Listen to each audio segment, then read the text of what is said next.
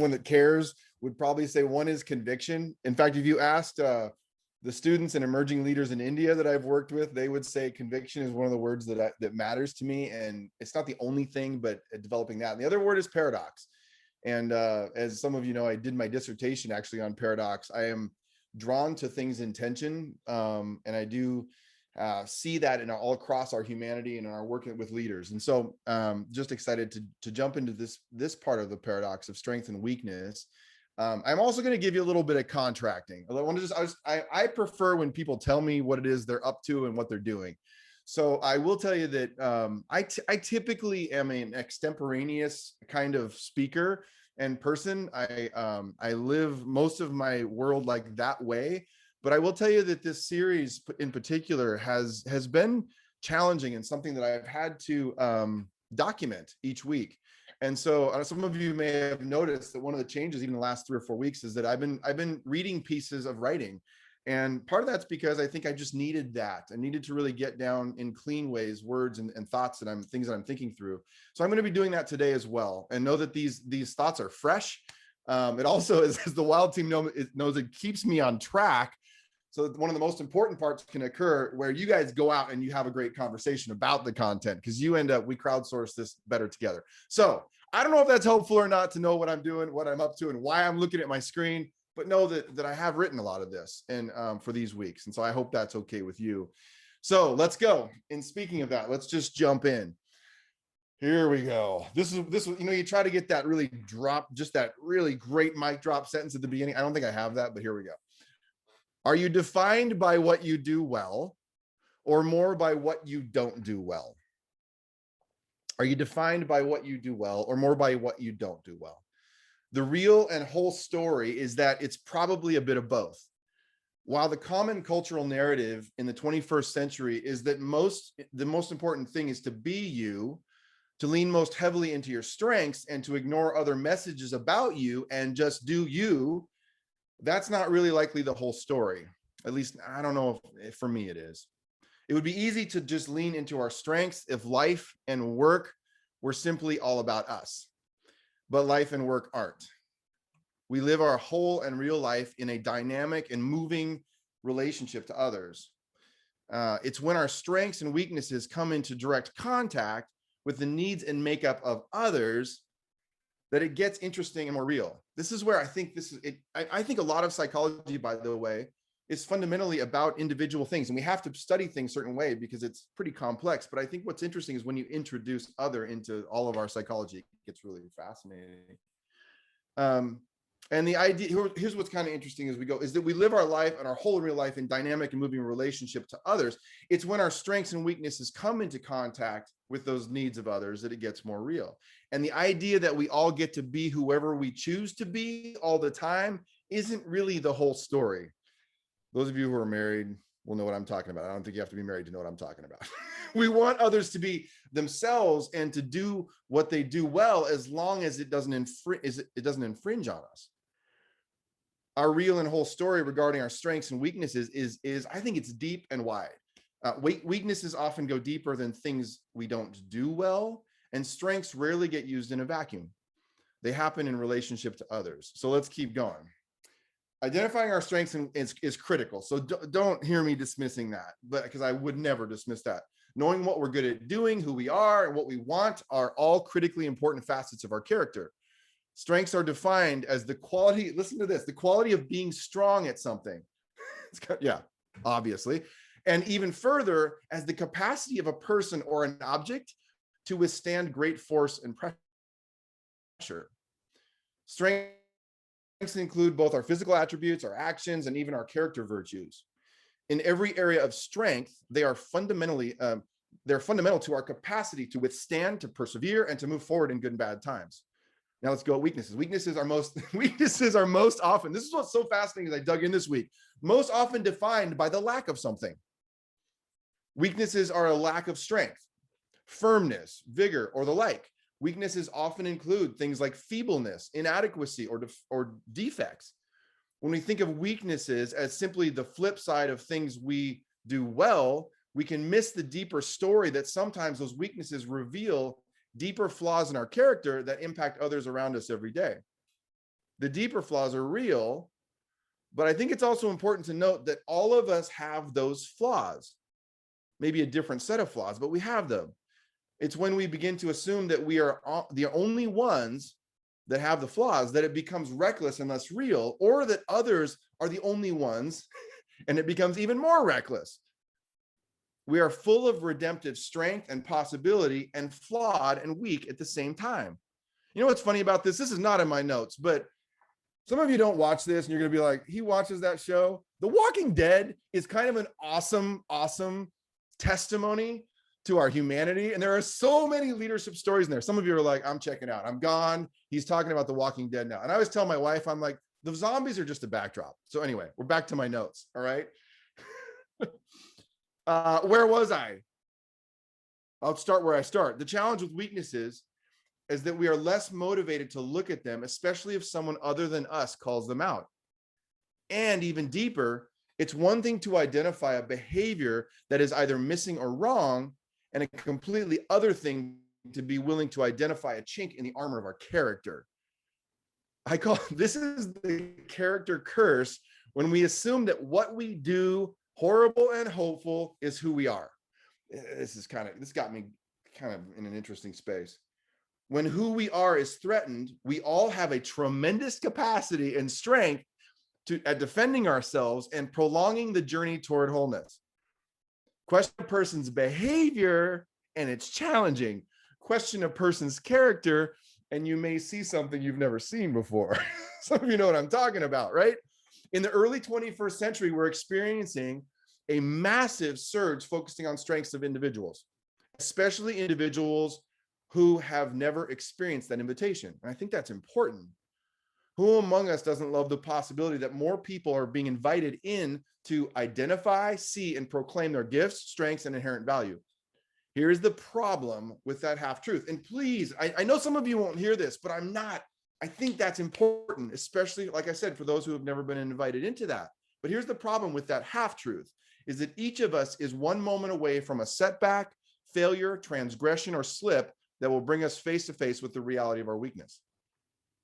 I don't know. Some of you think like I hope I'm not the only person who's one step away from those things and kind of feels like I got to be aware of that. Here's this next part. I call this the polar swings. As human beings, we're drawn to extremes. We're drawn to oversimplified solutions, and we get lazy, and this is me too, about maintaining a historical perspective on how far we've come. The strengths and self-help generation in which we live didn't grow out of nothing. For decades, the fundamental premise regarding human behavior and psychology was that our job was to identify the pathologies that associated us more with brokenness and fragmentation than with strength. Some would argue that the entire psychoanalytical push across our Western world had a profound impact on how we thought about solving our most basic human issues. Some of you were like lived through this. For that reason, psychologists, practitioners, coaches, and therapists spent most of their time assessing broken areas in our mental health, as opposed to a focus on the beauty and hope that each of us brings to our world. It then makes sense that we eventually would experience a polar swing towards seeing the good and flourishing parts of ourselves and the positive potential we bring. Like the whole area of positive psychology, positive organizational behavior, appreciative inquiry was born out as a reaction against that. The challenge with a movement toward strength and flourishing is not in its inherent, in its intent, but in its incapacity to capture wholly who we are. The biggest problem may be in the labels we use and when we use them. Think about this as labels for a second. For people we want to support or with whom we disagree, we are quick to give them labels that define their identity. So think about that. For people that we want to support or with whom we disagree, we want to give them labels pretty quick. We give ourselves permission to put people in a box and stick the label to their identity if it serves us.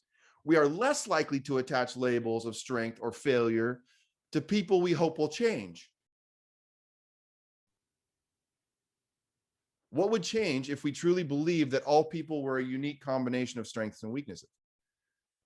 In that world, none of us are defined by our beauty or brokenness, even though we have been shaped and will be shaped by both. I think maybe a responsible approach to strengths and weaknesses would be to see them both as realities, that are shaping us and impacting us and others while not containing us. Leaning into our strength is key, I think, but understanding our weaknesses is just as important. It's not surprising that some of the research on executive derailment over the years, for example, didn't, and by the way, please hear me, strengths are important. All of our insight and the fact that we realize it's not just about pathology is important, but the whole picture is that when we looked at executive derailment, do you know that most executives don't derail because they fail to leverage their strengths? It's because they don't see their blind spots. So it's got to be a little bit of both, I think. Okay, let's go a little deep. Being a beloved human is what defines us in spite of our capacity every day to screw it up. Now that is so crazy. It's precisely why we love our children, because of the whole of who they are. We don't love our children simply because of their strengths and weaknesses. That's a whole different story, right? One of the greatest innovations in the last few decades has been the emergence. Let's go a little leadershipy now for a second. It's been the emergence of competency tools that allow us to audit our strengths as leaders and as people. They give us a chance to understand the unique contribution that we bring to every team and every moment where we want to do and where what we do and understanding what we're good at is going to make a difference. That's why these leadership competencies are so critical. What's fascinating to me is that many of those original tools appeared in the form of decks of cards. So just for a second, I actually have one of these near me, so I'm going to show you. They showed up in the forms of decks of cards. So they look like they're little cards like this. So there's a competency on this card. Looking at one side of the card and reading the competency provided a clear lens on something that may be a strength right now, or could be something to develop. So I can look at this and I can say, for example, integrity and trust, something to develop or a strength of mine, one way or the other. With most of these tools, flipping the card over, this is what's fascinating. This is old school. This is back from the late 80s, provided insight into something more than weakness. Many of those tools provided a difficult picture of what happens when a strength is overdone. So quite literally, if you turn the card over, it defines what that strength looks like when it's overdone. I got to get back. I get excited. It's sobering to realize that the distance between the things we do well, and the possibility that we would damage others with that same thing is paper thin. You get where I'm going? Like, I was kind of fascinated. I'm looking at the card going, it's right there. It's right there. So let me give you a quick example. Here's an example of integrity and trust. We want this, right? We want this in leaders. We want this in ourselves. Is widely trusted, is difficult, is seen as direct, truthful individual, can present the unvarnished truth in an appropriate and helpful manner, keeps confidences, doesn't blame others for his or her own mistakes, or misrepresents him or herself for personal gain or protection. Here is the overdone definition of integrity and trust. Maybe too direct at times, which may catch people off guard and make them uncomfortable, may push openness and honesty to the point of being disruptive. Some of us are these people or know these people. Maybe so only the facts driven as to omit drawing reasonable conclusions. Golly, rendering opinions or fixing blame, even when it's reasonable. So that flip side is just another way to think about it. Let's keep going. I call this the dynamic anatomy of strengths and weaknesses. Things you're good at, the foundation on which you stand, places of personal integrity, leadership competence, and character virtues like humility and willingness to sacrifice for others. These are strengths. These are important to know about ourselves and to embrace deeply, but not so deeply that when we exhibit something less than them, we are left only to roll back in the shame that got us trapped in the first place. Understanding who we are, I think this is why embracing the tension is so important. Understanding who we are and what we do well is key, but we are not defined by those things. To be defined by them puts us at dangerous odds with ourselves when once again we find that we have failed, and we're all going to fail. When it comes to weaknesses, weakness is the absence of strength, as we were talking about earlier, the inability to execute on something. They're like character flaws. There's a difference between the things that I'm not so good at or I miss and the things that I've done that have hurt you. But the reality is that sometimes the things we miss hurt each other. Strengths and weaknesses are not who we are. They are the things that emerge from us that are in dynamic and lifelong tension with each other. Our strengths provide insight into our weakness, and our humility about our own character provides the necessary grace to accept others for the flaws we so often see in ourselves. This is where I'm just hoping you all give me a lot of grace. And not being defined by our strengths and weaknesses doesn't diminish the importance of understanding them. They give us so much insight. Me being good or bad at something, or wronging you or doing the right things, gets much more interesting when I begin to consider that these things happen in relationship to others. Our competence and weaknesses are something we need to make up for, to see well, to function effectively, and to live at peace. And vulnerability is a process that gets me there. So I want to read one other to you as I wrap this up and let's get talking. I sent it to a friend of mine, Brian Cook, who is in the he's a security leader, and there are some of you here. I know it's like there are people. Ron Warman, who I think is here today, introduced us this incredible community of people who lead in the physical security space. And so if you don't know what that is, it's like people that are protecting the gateways of our organizations and amazing stuff. And so I sent Brian a note and I said, I'm talking about strengths and weaknesses in the WiLD conversation on Friday. And it has me thinking about the role that vulnerability plays in that, and even the role of risk assessment.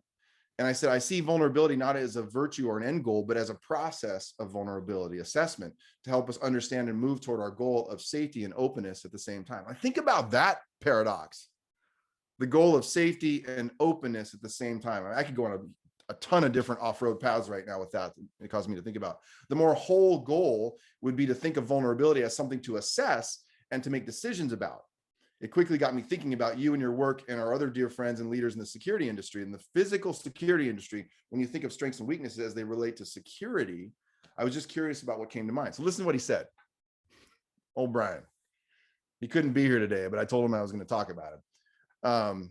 Amazing guy when you get to know him. Security professionals are familiar with conducting security risk assessments, sometimes referred to as security vulnerability assessments.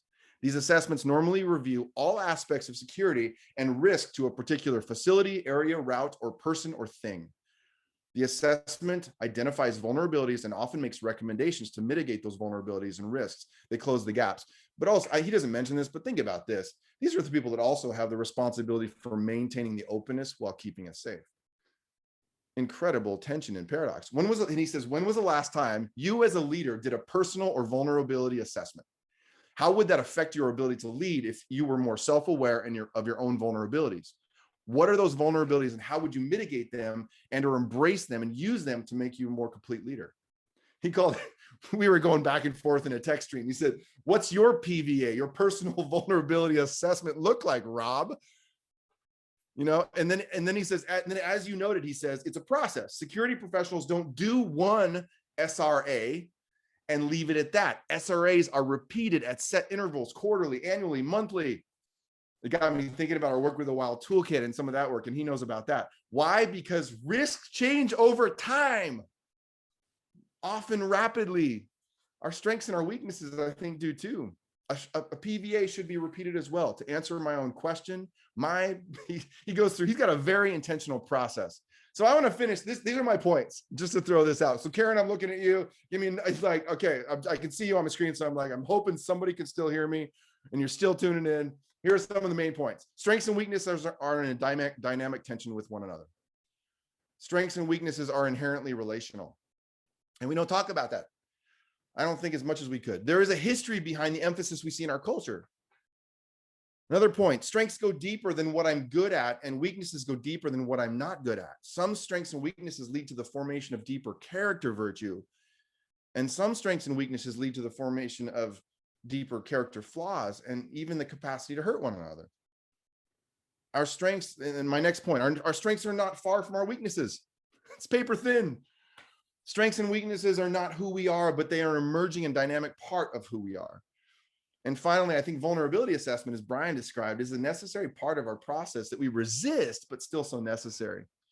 So I know there's a ton to chew on. Megan, let's go.